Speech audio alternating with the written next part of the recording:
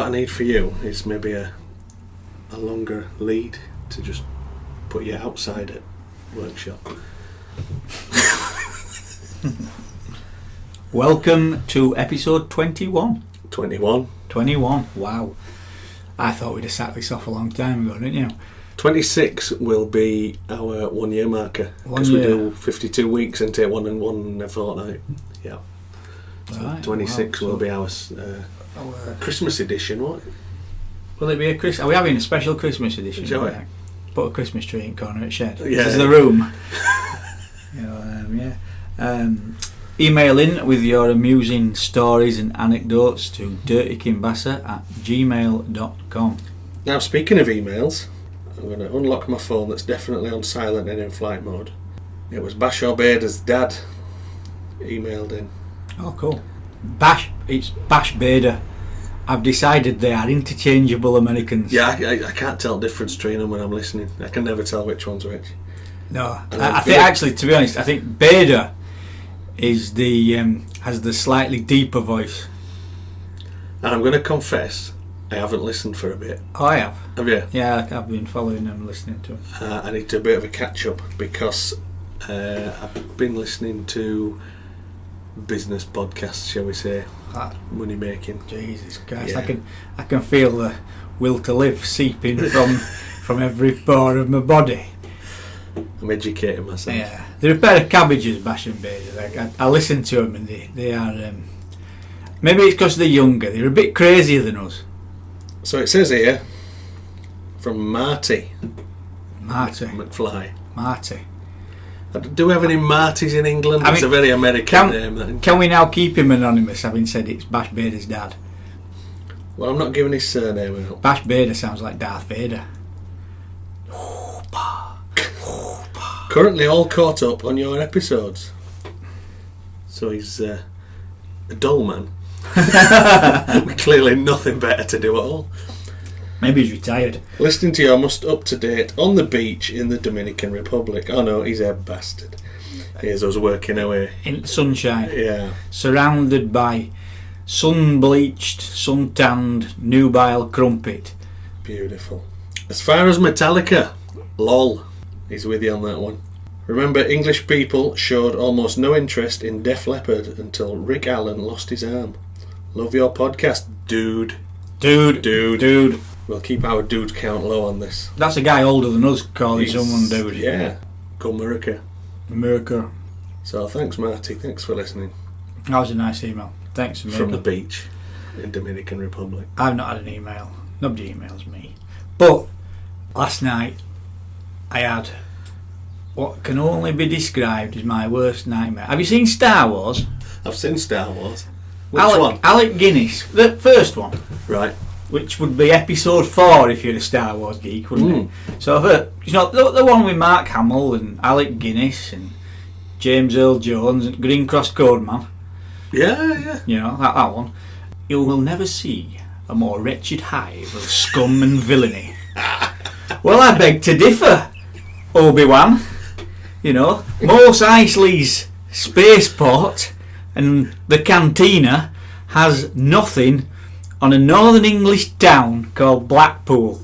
It is a special kind of shithole, Now, isn't it? for our American listeners, because I know we've got a few, I'm going to describe Blackpool. Imagine Atlantic City, New Jersey, in the 40s, but cheap and shit.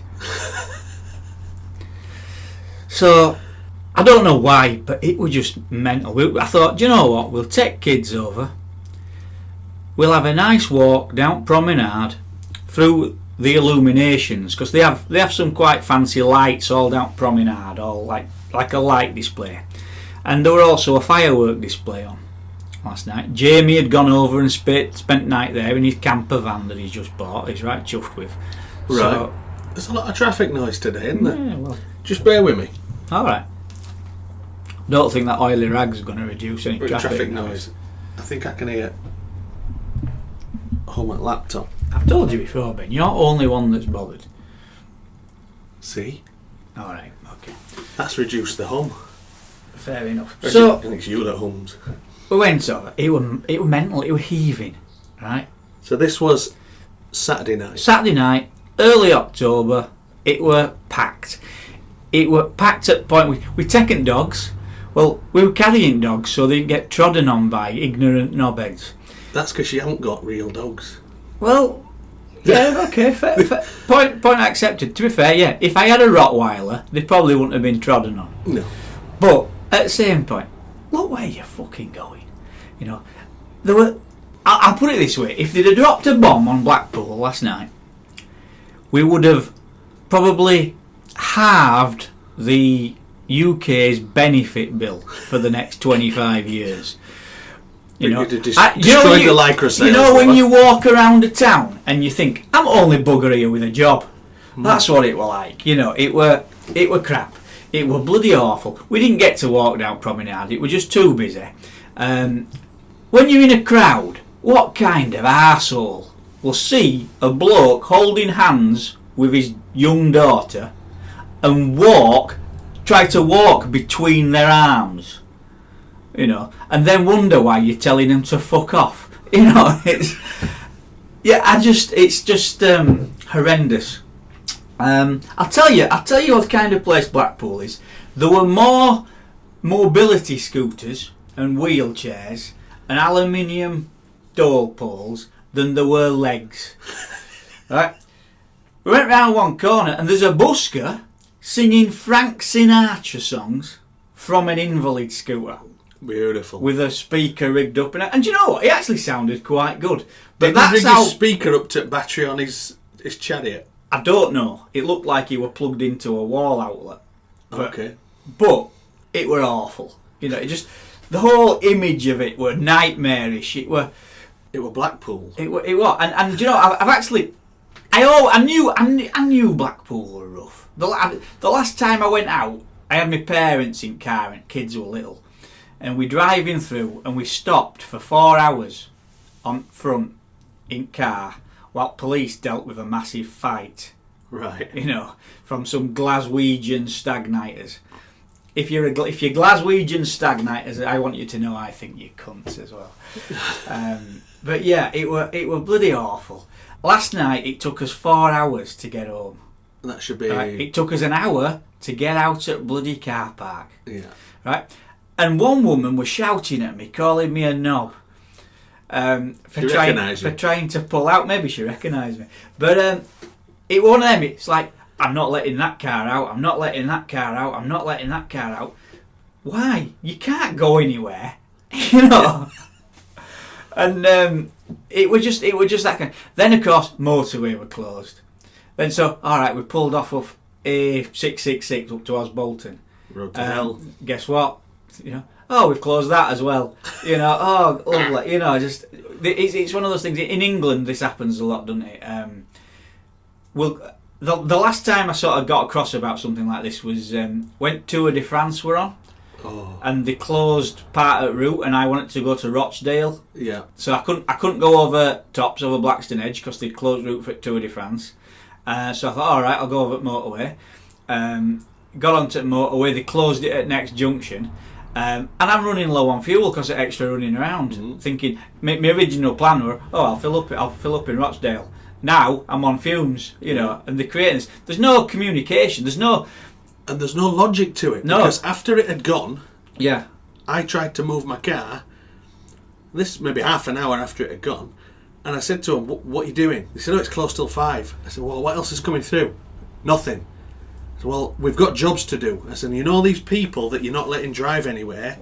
I said, "Well, I need to get to work to take them home on train, you know, and if you don't let me get my car out and act sensible, you know," I said, the trains are going to get cancelled. I said, "So if you don't move these barriers, I'm going to move them." And they weren't police officers, they were just minimum wage monkeys on a temporary job, you know. And so I said, "You need to open this road, otherwise I'm going to open it for you," you know. Yeah. They're ridiculous. Closing pretty much Calderdale for an entire day for something that passes by in 3.5 minutes. I were in one similar situation. Basically, every westbound route out of Calderdale was closed, and one Jobsworth not letting me through. I says, "Look, I've got to do it. I've got to go through. You know, it's one of them." There were cones, so I just drove around his cones. And he stopped me. Whoa, whoa, whoa, whoa, whoa! You can't come through it. I was, look, pal. I'm pissed off now. I'm coming through. You know, I can see roads. You know, you've not done out. No. You've corned it off, but there's no bloody hole. Road's not blocked, so I'm going. And he took a photo of my registration. We're reporting this to police, and well, no ever came of it. No. You know, apart from me telling him to fuck off. You know, it just beggars belief. We like that in this country, though. Aren't we?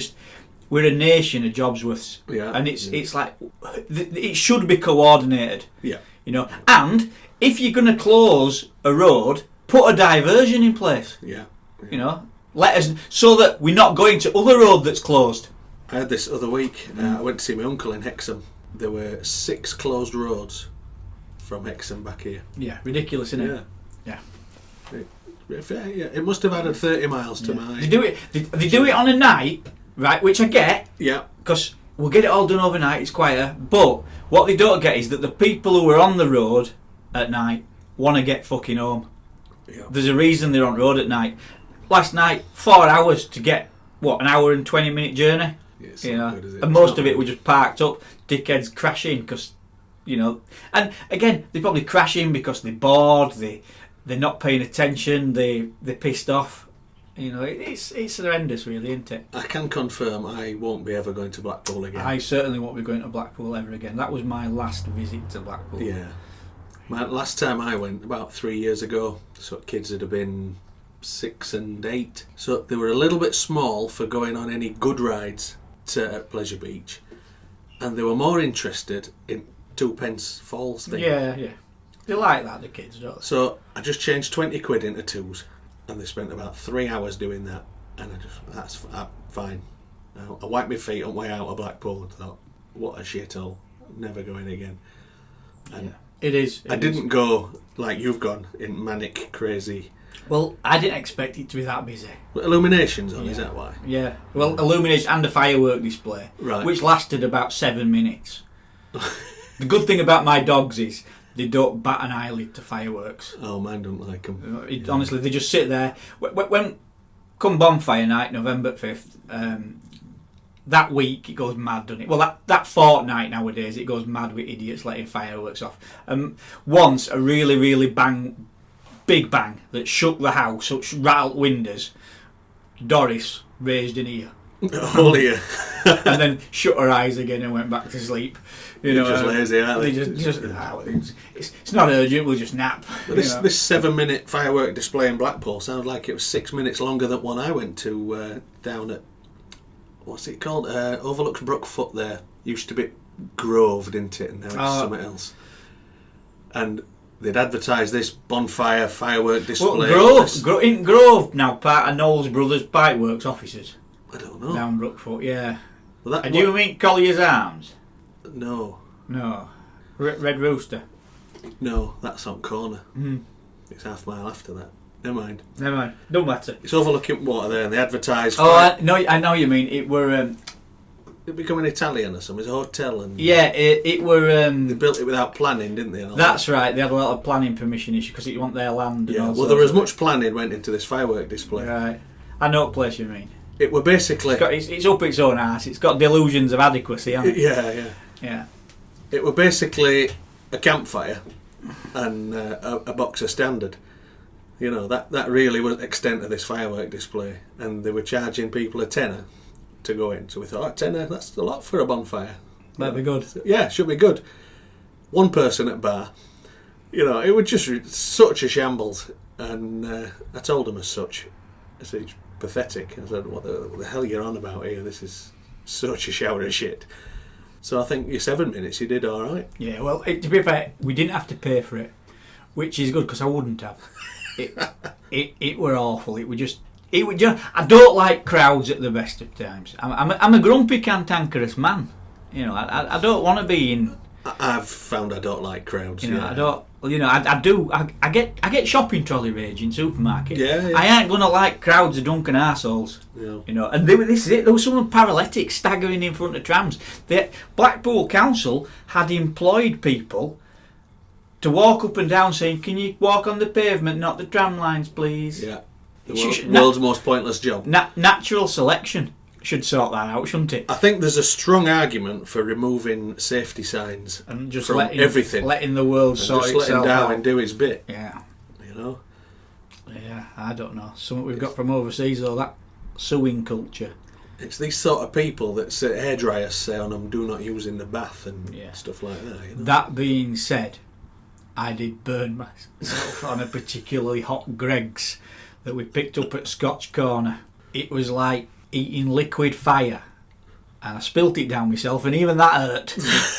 Trying to get it out of my mouth. It was. I don't know. I mean, yes, I know it was going to be hot. It had come out of the oven, but that was. My oven doesn't have a lava setting. I'd walked all the way from Greggs across this massive car park back to the truck before I put it in my mouth. That should have been adequate cooling time for it to no longer give me blisters on my tongue and roof of my mouth. Yeah, so I might never have a Greggs again. Was it sausage, cheese and beans pasty? I can't remember what it was. I think it was molten chicken. That's what they got, molten chicken. Yeah. So what have you got for us? Get your notebook out. You know when we're talking about your shorthand, so you've invented a shorthand that even you don't understand. Yeah, last you episode. Figured it out, haven't you? You've cracked the code. Last episode, that one before, that's how long it's been since I failed to read my notepad. I don't need to get it out because I've remembered it. It's a little railway story that made me laugh. Okay. From Halifax to Bradford. I'm driving, There's a bit of a commotion on platform at Halifax. Oh, what's up? And it's a central platform in Halifax, so I've got to walk to the other side of the cab to stick my head out and have a look. I'm looking back and I can see guards. I go, yeah, that's it, in there you go, yeah. And he shut doors and that. Oh, we're away, okay, whatever. Got to Bradford, sit at the guard. What were all that commotion about? He says, ticket office have done a naughty. Do you know they've got this Grand Central service now that runs Bradford to London? It's a Virgin train, isn't it? No, it's actually another one, independent operator. Okay. Open access, I think they call it. Okay. But I believe Arriva have bought it now. All right. So the ticket office had sold the lady a first-class ticket from Halifax to Bradford. And this is, 18 minutes on train maybe? But they want a first-class service. And there's only about 3 or 4 trains a day that it were valid on, because it's only valid on this Grand Central train on its way back from London. Now, guard didn't have the heart to tell her next one's in 2 hours. So he let her on. So he told her first class was next to the toilet. You don't have to walk so far. Because we don't have a first class. No, of course not. And all this commotion was her kicking off about this first class ticket, and she had to sit next to the toilet. I think ticket office might have been on commission. You wonder? Well, I wonder. I don't know. I wonder. It wasn't that good a story after all. So they sold her They sold her a first class ticket to go 18 minutes on a train in 2 hours. something interesting. You know the Go on. Indian Mutiny, 1857. No. That kind of sort of time. Educate me. Yeah, right. Okay. Well, some historians will tell you that one of the causes, not the sole cause, but one of the causes of the Indian Mutiny was the railways. Right. Now, of course, in India, I'm getting all educational here now. In India, as I always say, I will edit it out if it gets too you know how we have a class system? We do. They have a caste Yeah. system. And so, like, a Singh, that's like a prince, isn't it? It's quite high status. Khan, that's like a king. Yeah. That kind of thing. These their surnames are kind of status related often. With the British railway system that was introduced in Victorian times to the Raj, whether you travelled first class, second class or third class depended on the price of your ticket and how much money you'd parted with, not your caste. What would happen is in the same railway carriage you could have somebody of high caste and someone of low caste, because if they've had the money they've paid for the ticket, or someone's paid for the ticket for them or whatever. Yeah. It doesn't matter. But the British authorities operating the system didn't respect caste. Yeah. They respected whatever ticket you'd bought. And so the deities of Hinduism were offended by 25 mile an hour. It was, that was one of the way when things started to break down. Yeah. Yeah. So you railwaymen have a lot to answer for. It's our fault. Yeah. They have a similar sort of unspoken caste system in Thailand. The whiter your skin, the wealthier you are, which stems back to old days of the landowner didn't work his land. He sat under his nice shade watching everybody work for him, and if you worked out in paddy fields, you were black as ace of spades. Well, that's it. See, I would be then like royalty, because I'm quite, but until I'd been there maybe a day, and then I'd be like burnt. Well, yeah, I'd be bright red. Where do you?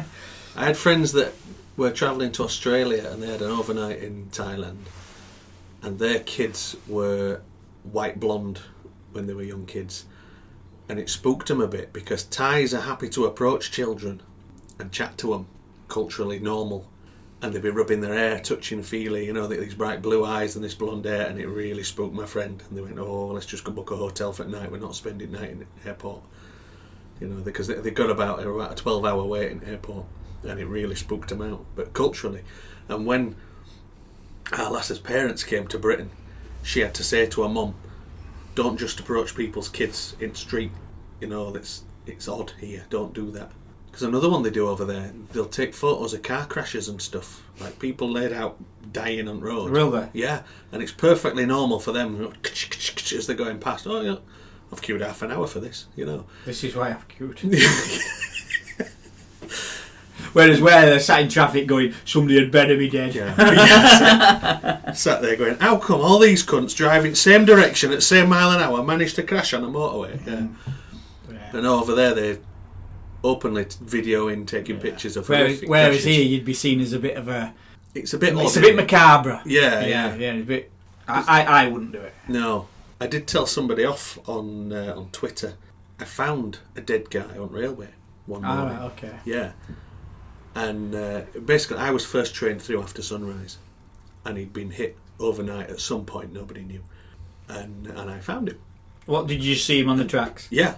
So what did you do, stop the train? So emergency stop, train came to a stand probably 50 feet past him, because trains take a long time to stop. Yeah, they're not. So it's a big heavy thing, isn't it? Yeah, metal on metal, it's not rubber on tarmac, they don't grip. So I did procedure, ringing authorities and whatever, and they took photos at front of my train to check that it wasn't me that had hit him and all this, and you could see, the poor guy was actually frozen solid, because it had been about -10 overnight. But one at passengers was busy snapping away, and you could see he'd been putting his phone to a glass trying to get angle to see body back online and everything, and he put all this all over Twitter, and I did give him a bit of a telling off. Because you weren't driving. There were photos of me stood there outside at track with coroner and whatever. Yeah. So not nice to do. What did you say to him? I can't remember now, but I remember just saying that's not, it's not cricket. It's not right. You need to have a word with yourself. Yeah. What a bit odd, isn't it? It's weird. Yeah. But if you'd been in Thailand, that's perfectly normal. It'd have been all over. I mean, to be honest, the fact that he's taking pictures of you, I know journalists do it, but I am a pretty picture. You're not, though, are you? To be fair. I mean, I'd be reluctant to take a picture of you, Ben, in case it cracked my camera. So we've gone a bit macabre there, haven't we? Yeah, it's a bit macabre. But isn't it funny how different cultures... I mean, look at different countries and their treatment of the body after a funeral. I mean... We're very distanced. Yeah, in Britain now, funerals are... almost they're trying to be as nice as possible, which I get, because funerals are for the living, not the dead, aren't they?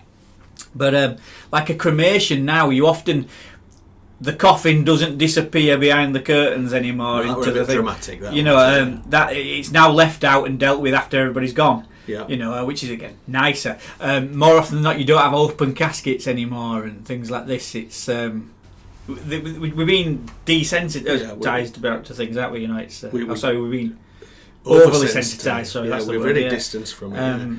Now I've been to a Thai funeral because my mother-in-law died far too young.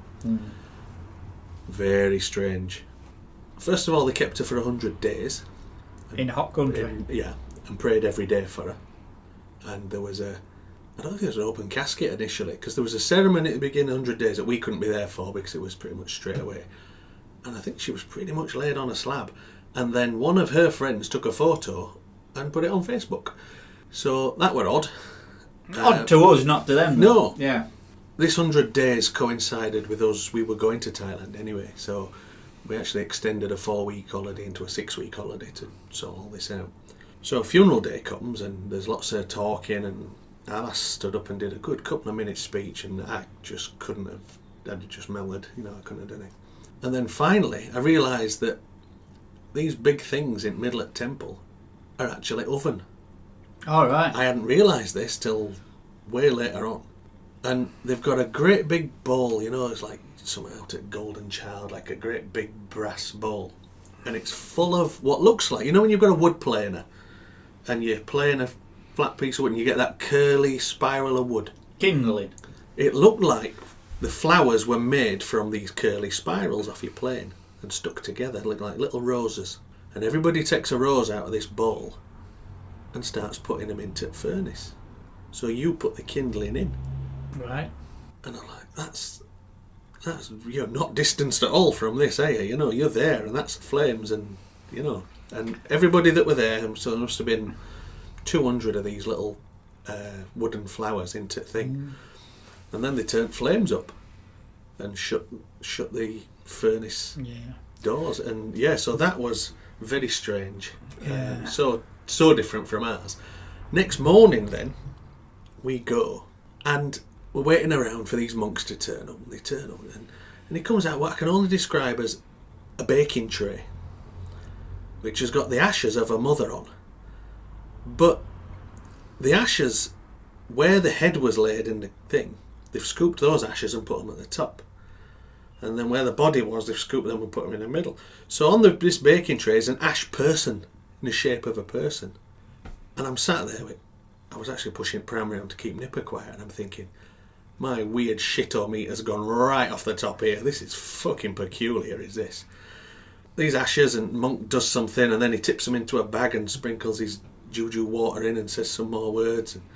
And then her dad starts looking through ashes for a piece of bone. And I said, what are you doing? He says, I want some bone for a locket. A little piece of her. And he's pulling through, and he pulls a piece of, I'd imagine maybe thigh bone, because it was something that... if it's been cremated properly, it'll just crumble to ash, surely. There was a few bits. Were there? Yeah, I believe they grind them in England, because there's always little bits left.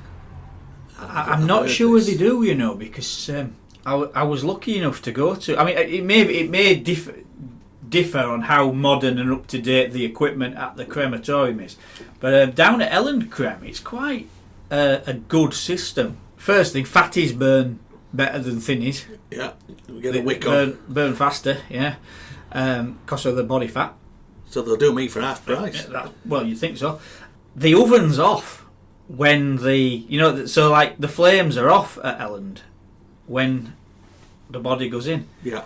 So it's like an airlock, kind of. So they superheat the air, and then that goes in, and then they seal it, and then I can't remember if it's a spark or some oxygen's put into the system, and that just goes woof.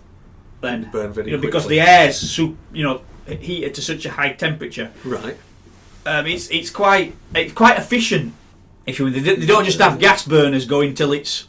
Yeah. It literally does combust. It's quite an efficient, clever and thorough way. And if you were to see a piece of bone or something that you thought, the only thing that sort of survives are like surgical steel. Yeah. And things like that. Maybe odd gold tooth or something. I don't know. I don't even know if gold stays. Probably. I've heard they collect the gold later, it dribbles out. Yeah, they probably do.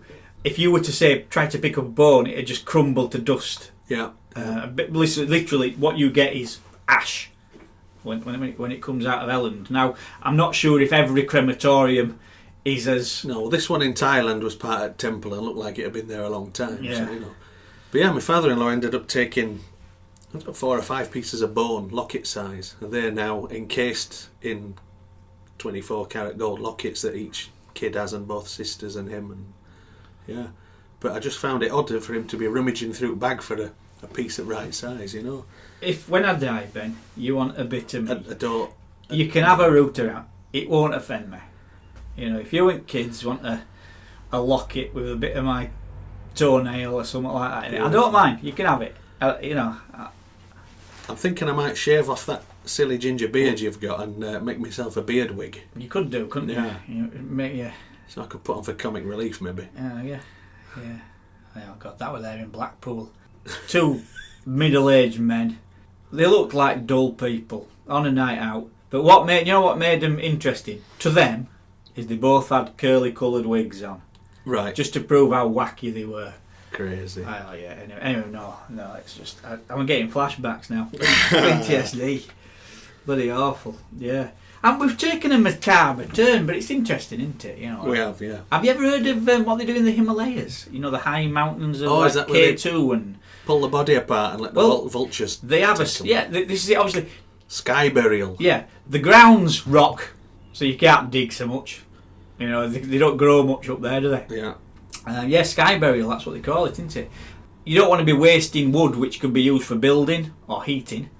When wood's at a premium, because up above a certain height there's not a lot of wood and you're not going to burn like a fatty. That's it. So they actually have a butcher, and they fit lads, because what they do is they have like a basket and they put the body in a basket and it's got 2 straps on like a rucksack, and this bugger carries it up mountain. He then gets out the tools of a butcher, and he cuts that body up into tiny little pieces and throws it out for birds. And that's their way of disposing of a body. This is actually one at Natural History Programmes. I've seen it. It's actually, again, from my point of view, that happening to me wouldn't be offensive to my beliefs. I'd be okay with that. Doesn't bother me what happens to me afterwards. No, I'm same. I'm exactly. I've no religious belief, so as far as I'm concerned, once I'm done, it's same as before I was born. I do have some strict funeral requirements of Ben, and I'm not a right good singer. As my executor, you can see to him. So the first thing, I'm going to die in middle of winter when it's bloody cold, and I'm going to have my funeral in a church where roof's being repaired. I'm going to leave strict instructions for priest to remove all cushions from pews. And there's going to be a number of hymns. We're not going to... we have like funerals these days, and people are like, that was his favourite piece of music. He always liked Songbird by Ava Cassidy. You're going to pick those hymns that one knows, I'm going to pick ones that, really old Victorian ones that nobody knows anymore, that go on a bit, go on every verse. And there's, like it's annoying in church where you have to stand up and then kneel back down and then stand up. And there's going to be lots of that. Right. And by the time I'm finished with you all, you're going to think to yourself, fucking hell, I never liked that bastard when he was alive. You've actually thought this through, haven't you? We're going to have a dress rehearsal next Tuesday. I'll sit there and eat coffee and directing procedures. Yeah, no, actually no, I'm not. I'm just, I ain't bothered. Like I said, funerals are very much for the living. I've been to too many though recently. I've been to too many. So let's not have any more. You guys that are listening, don't fucking die. Stick around till episode 26. At least. Get a hearing. Shall we go lighter? Yeah, let's go lighter. What you got? My young'un, Tarquin. He's a comic. Okay. He had a bit of a... What can we call it? A bit of an epiphany the other day. He realised under his little 9-year-old penis that there's 2 eggs. I thought, how's he got to 9-year-old and not noticed his testicles? Yeah. Because we checked they were there when he were born. They've been there all that time. So end of the day, he says to me, "Oh, what a day I've had." He says, "We had a burping competition at school and I won, but I sicked in my mouth." He says, "I did a wet fart and pooed in my pants and had to go have a shower." I'm glad I don't have boys. And I discovered I've got 2 balls. What a day. He fucking cracks me up. I discovered I got 2 balls. Yeah, but on the same day that you sicked in your mouth and shat your pants. Didn't one lad at our school only have one? I don't know. And he had to have one, I can't remember what his name was. Didn't he have to have one surgically removed because they got twisted up or something? A friend of mine got him twisted. Yeah, how do you manage that? I don't know. But I remember him telling me he couldn't move. He had to just literally just sit and not move because it was agonising. And he went and had it sorted. Yeah. Yeah. By having one chopped off? I don't think his were chopped off. I think they only strangulate, don't they? Can you imagine if our listener, Dave, got his balls tangled up and twisted? I think he'd try to... Well... he'd probably try to pleasure himself from it some way, wouldn't he? I wonder if I could twist him some... I wonder if I could plait my balls. That's what Dave would be like. Where's my phone? I don't know. You put it on. Put it on an airtime, silent, airplane because thing. Dave messages me stuff. He's a bit of a fucking oddball, isn't he? Is it even fit for a podcast? Let me find. He does send me random shit, but often it's pictures. Why the fuck has he sent you that? I'm going to describe this picture. Go for it. Okay, we've got a scrawny elderly man, and he's hanging upside down, suspended literally by his scrotum, which is clamped to a device. It looks agonising. In fact, to be honest, I'm surprised his scrotum hasn't been pulled off. It's taut to the point where the skin is almost transparently white. There's clearly no blood left in it. His face and the top of his torso are bright red. He's obviously been there for some time because I sound like a mortician here, don't I? Coroner. He's obviously been there for some time because all the blood has rushed to his head and torso, whereas the rest of him is almost anemically white. So thanks for that, Dave. Yeah, Dave, that's weird, mate. Yeah. I mean, don't get me wrong.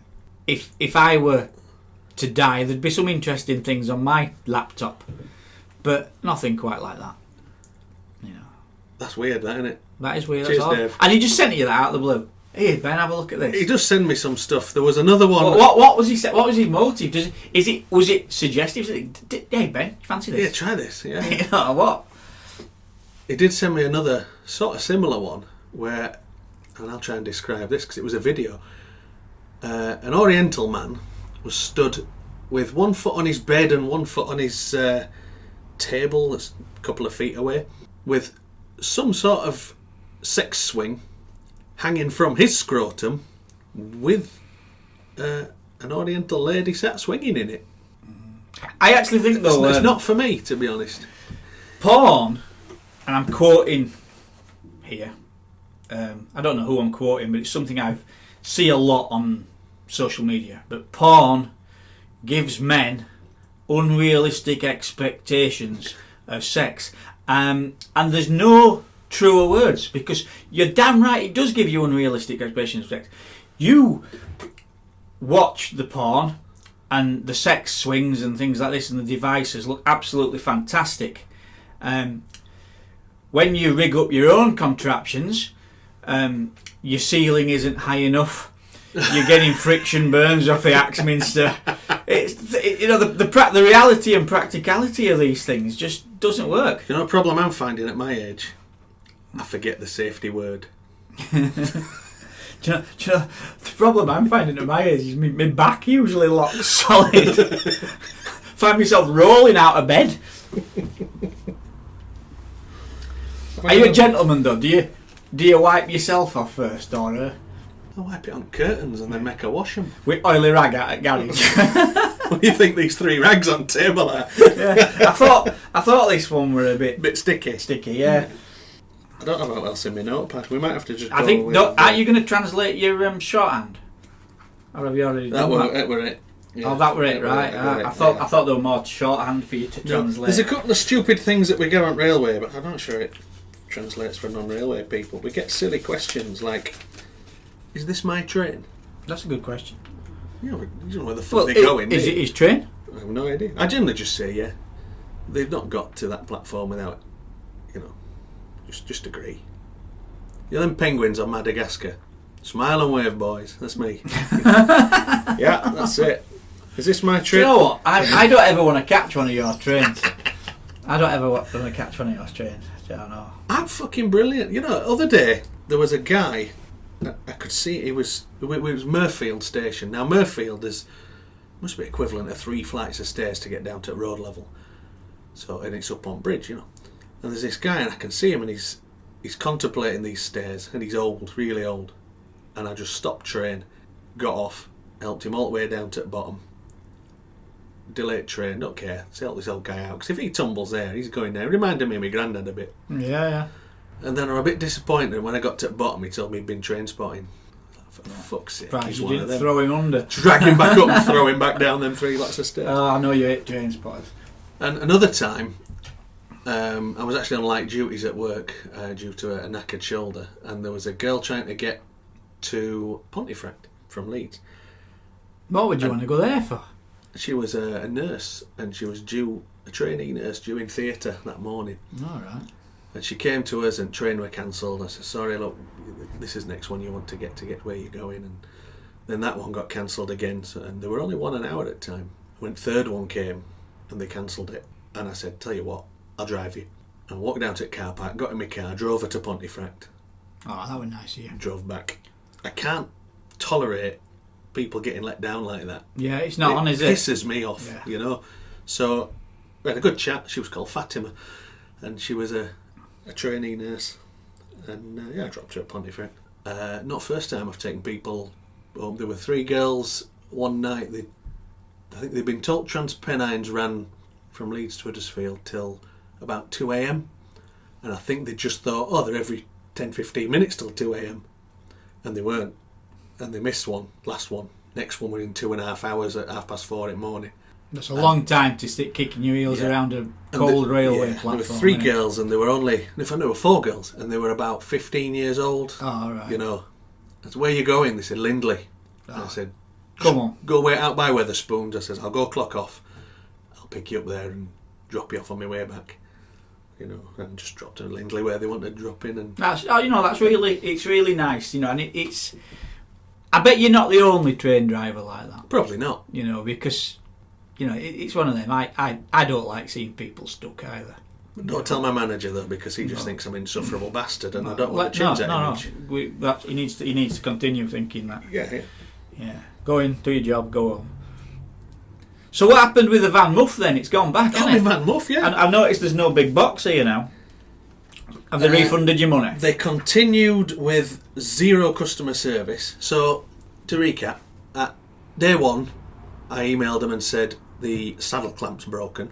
Yes, I remember. Yeah, automated email saying we aim to respond within 5 days. To be fair though, Ben, I'm not sure if your installation of your dill saddle doesn't invalidate the terms of the warranty. There's an episode of South Park like that. It's got a dill saddle and a dill mouth controller. Mouth controller. You see, your own customisation to this bicycle, you know, might not have been what the manufacturers had in mind for its out of spec. What you call correct usage. Just stops you falling off. Especially if you clench. Yeah. So then I emailed them about 5 days in saying, nah, I'm not happy with this bike, and I'm going to exercise my 14-day right to return it. Cooling off period. Yeah. Again, automated email saying we'll respond within 5 days. And that was the last I ever heard of them. So I gave it about 2 weeks. Plenty of time to respond, is that? And then I raised a PayPal claim. And they ignored that. So I escalated it to a proper, resolution. That is good with PayPal. You can. Yeah. And they tend to side with buyer as well, they do, I've found. which is why I don't sell with them. Yeah. Yeah, I raised it then to a full resolution, which then they'd got about another 2 weeks to respond. PayPal then emailed me saying they failed to respond, we'll make a decision. Then about an hour later, PayPal said, you've got a refund. And then about 20 minutes after that, Van Moof emailed me and went, we believe you want to return this bike. After 0 communication from day 1. Yeah, but they want it back now because they've got no money. They've got no money. Yeah. Whereas they were hoping you'd be stuck with it. Yeah. Wankers. So absolute 0. So where is Van Muff? Holland. Right. The bike wasn't drastic. No, just lethargic, wasn't it? It was just not good enough. The saddle clamp was defective. Yeah. The bit everybody moans about in the assembly videos was as bad as supposed to take a few minutes. It should be a 30-second job. Yeah. Takes 40 minutes. Yeah. Funny about. It's just shit, innit? And then the performance of the bike was, you might as well walk. Yeah, it was I had to put it on 400 odd watt mode, which is what it's got a setting for America, which then makes it not road legal in Britain. Technically then becomes a moped or something like that. Well, while petrol is still available, I'm not going to have this problem. No, well, I'm not going to be buying another. I mean, to be honest, one of my friends, Rick, was posting about this on he's quite a smart man, is Rick, and he's looked at what different countries are doing, and basically most countries in and around Europe, even India, are looking at phasing out the sale of petrol motor vehicles, new petrol motor vehicles, by 2030. It is only petrol only, though, isn't it? It's still hybrid. Yeah, well, yeah, but you know what I mean. I mean, that's not a long way off. I can see that my motorcycles are going to be relics of the past within my lifetime. I don't think we'll see a full phase out of petrol. No, because there are too many antiques. You know, I've got a 40 Well, bike. I don't know, mate. You know, it might be. It's just, well, you've got it. It's a museum piece now. You know, I mean, I can see that happening. I don't think it will. No, No. I don't know. I mean, it's something I don't want to happen because I love motorcycles. I don't love electric push bikes. No, but an electric Harley. Again, I'll be honest. When the time, I've no interest in one. When the time comes and that's my only option to be a motorcyclist, I might consider it. And the thing is, I'm quite a green person. You look more orange to me. You know, with regards, you know, environmental issues. My little company's had an environmental impact policy for many years now. Reuse needles. Only on people I like. But yeah, it's just that's just the one thing where, you know, I wouldn't bother even the car, but you don't see many electric pickup trucks. No, Dodge have done some hybrids. Yeah. And again, it's not the working aspect of it still remains petrol and diesel, doesn't it? Yeah. You know, it's only the commuting aspect of it that you kind of switch the battery. You know, you don't want to be travelling around fields on it, you know, and things like that too much. Because I do have a hybrid. Yeah. My van is a hybrid. And it's a clever little system. Yeah. Oh no, it's great. I like your van. But again, what worries me as well is like the second-hand market. So these batteries want replacing. These Teslas and things are dear jobs, aren't they? When you buy them new, I ain't going to be buying a new vehicle. I'm going to be buying one that somebody else has owned before. Am I going to be buying it and straight away having to put several £1,000s on top of it into batteries? You're not going to get a Tesla for under 30 grand at minute either. No, Shall we have a quick? Yeah, let's. I mean, I will probably want a Tesla because I think there's something a bit pretentious about fucking Tesla drivers, isn't there? Don't you think? Yeah, look at me. I have a Tesla. I'm very green. I'm doing my bit for the environment. I'm better than you, kind of thing. You dirty diesel guzzling truck There are driver. 408 Teslas available, and the cheapest one is 25 grand. Where are you looking? 155,000 miles on the clock. That's a 2013. So that's your cheapest. That's Auto Trader. You see, straight away they're prohibitively and it's a expensive. left-hand drive. You know, I mean, I'm not going to plead poverty here, but that's more than a year's salary for me. I have not two groats to rub together. It's a chunk of money there. It's a lot of money to put into a second-hand car. Yeah. You know, I mean, what's a new BMW? You could probably pick a new Beamer up for teens, wouldn't you? In a non-electric. Yeah, exactly. That's the thing. I don't know, mate. I can see in our lifetime, though. I mean, we might be old men by then. I'm trying to work out how old I am. You've just had a birthday, haven't you? No, it's next week. Oh, is it? I thought it was September. No, October. October, I have a birthday, yeah. Every year in October? Every year. Yeah. There we go. Well, to be honest, no, I'm thinking from now on, I'm not going to have one every year. No. Yeah. Bother. I've told my lads that you don't get older if you don't have cake. Well, so that's why I'm still 21. To be honest, mate, I've actually never understood the fuss about birthdays. It's another day. Well, it pretty much is like people say, "Oh, what are you doing for your birthday?" Working. I'm like, let's have a look. Oh, it's a Thursday. I'll be at work probably. Oh, what are you doing? oh, I'm having a week off and we're going to go into this thing and sit around in hot tubs and drink champagne. And I'm like, oh, well, fair enough. You know, I'm going to fall foul of this as well in December. It's our lass's 40th. Yeah. So I need to do something. Well, yes, you do. Yeah. 40's a big one. It is. Although, to be honest, I don't think I did much for my 40th. I can't even remember my 40th. What did I do? I can't. Not a clue. I did something for my 30th, I think. But it's one of them, I've got 2 kids. They'll want to do something. They'll want to have a bit of a birthday tea with me and stuff like that, which I'll have to pay for and make. Yeah. But they'll bring me cards and stuff like that, you know. So, but yeah, I'm not bothered. I'm not fussed. The only difference is, because this year I've got to have a medical for my HGV. Oh yeah. I'm trying to book it now. Actually, trying to sort it out. They've written to us, haven't they? They've written to all HGV drivers begging us to come and save the country from its predicament.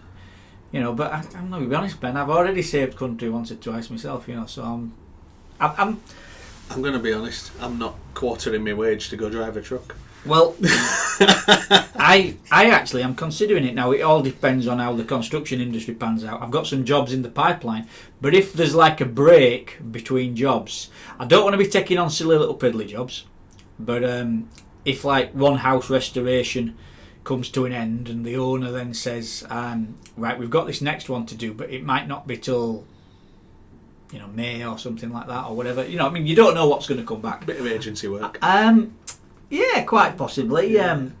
I'd need to renew that CPC. I quite fancy having a but little drive of a I tell truck. you what, I ain't doing them bloody cages full of like retail stock. Yeah. And multi-drop and pissing around with tail. Yeah. I'll take a container down to docks and I'll bring it back, or I'll take curtain cider. I'll take a curtain cider full of milk down to London and bring an empty back.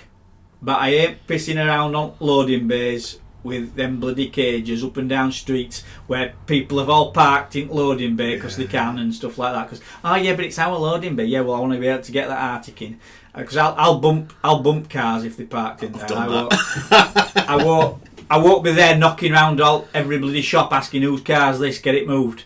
You know, I'll just write the fucking thing off. But yes, I will certainly. I'm certainly considering it. Obviously, it depends on how my work schedule comes out, but it might be a nice, interesting change. I've not done it for a while. No, I quite fancy it, but I don't have this CPC stuff. All that came in after I stopped driving trucks. Yeah. Well, that's the same. I don't either. Yeah. With mine, I drove in the army. I drove a few times afterwards. Then CPC all came in. It seems a lot of box ticking for nothing. Yeah, it's a pointless bloody exercise, mate. I think it'd help the HGV driver shortage if they just did away with that.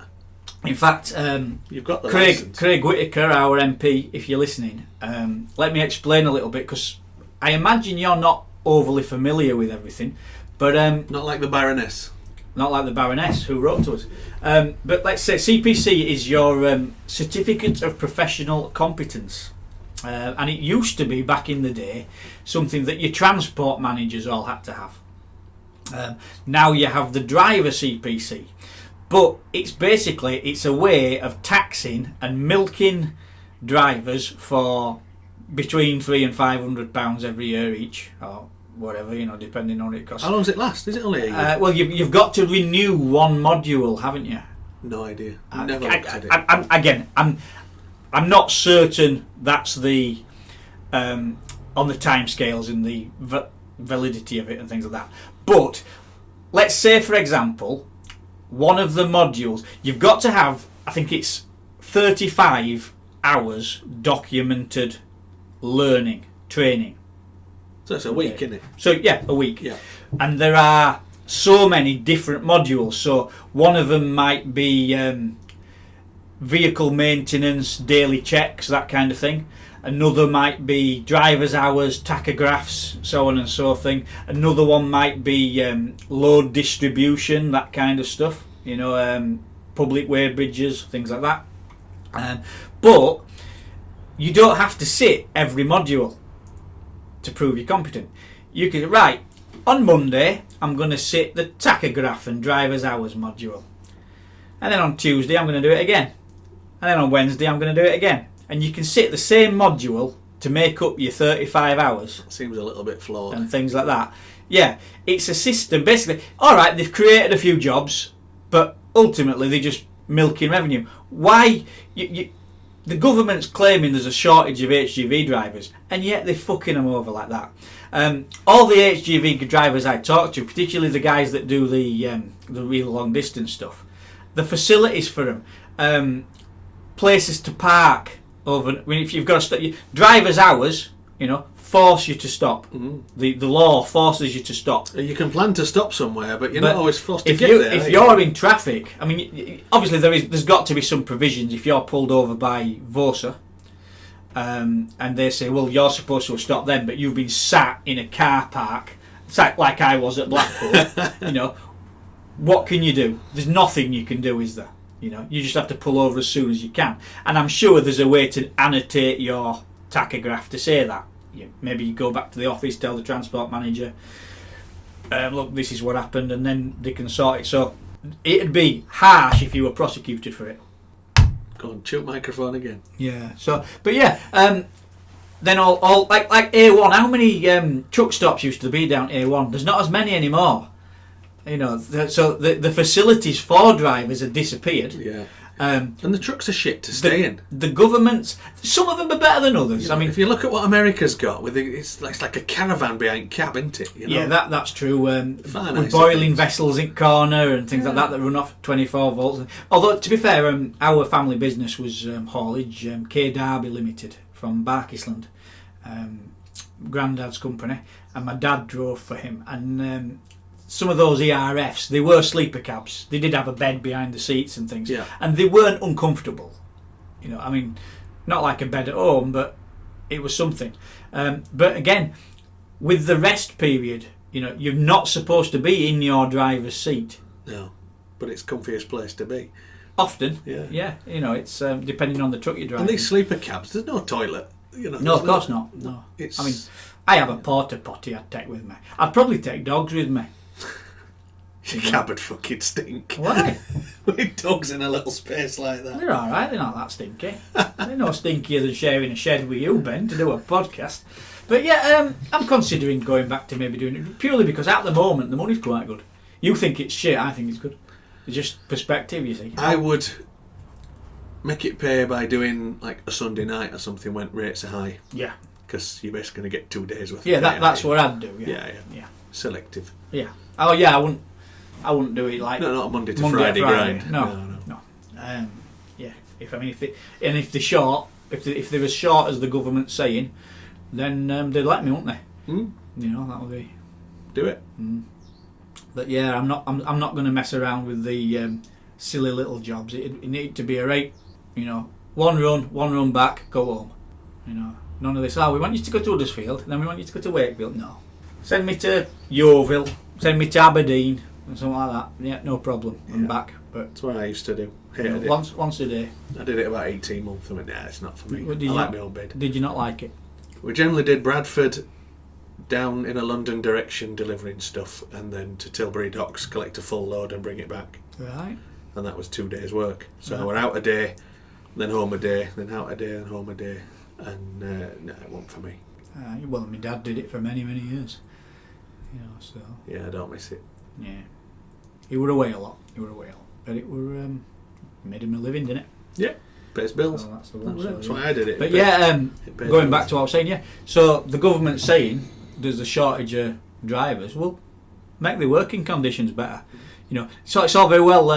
we had this with Army, to a certain extent. Desperate to recruit, but yet unable to retain the soldiers they had. And it's the same for the government now. Lorry drivers for the last few years have been quitting, going, not enjoying it, going on to other things. My mate Charlie, some of the rants he's had about the facilities for getting a shower at motorway services and things like this. Showers were shut. They charged me £45 to park up for at night, and I can't even have a shit. That kind of thing, just ridiculous. So treat them better. Retain the drivers you have, and that in itself might make it easier on the logistical shortfall. Agreed. Agreed. So, email in with your little stories. dirtykinbasser@gmail.com. I bet there's We some are truck on driver stories. Anchor, I'm sure there are. Anchor.